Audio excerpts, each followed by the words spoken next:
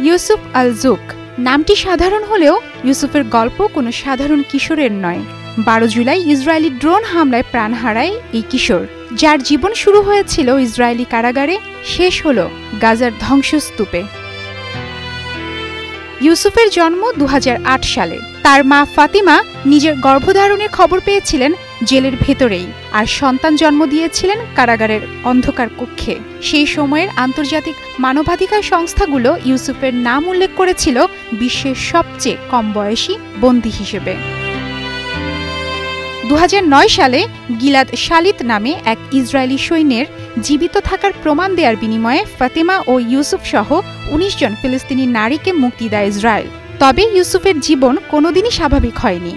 গাজার প্রতিটি শিশুর মতো তাকেও বড় হতে হয়েছে ক্রমাগত বোমাবর্ষণ, হত্যা, শোক আর অনিশ্চয়তার মধ্যে।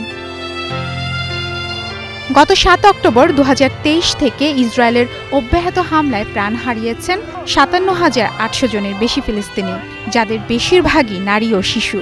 খাদ্য সংকট, পানির ঘাটতি এবং রোগের ভয়াবহ বিস্তার ক্রমেই গাজার মানুষকে ধ্বংসের দিকে ঠেলে দিচ্ছে। ইসরায়েলি ড্রোন হামলায় প্রাণ দিয়ে জীবনের উপর দিয়ে বয়ে যাওয়া ঝড়ের সমাপ্তি টানে ইউসুফ। ইউসুফের মৃত্যু শুধু একটি সংখ্যা নয়, গাজার অগণিত মানুষের দুর্দশার প্রতিচ্ছবি।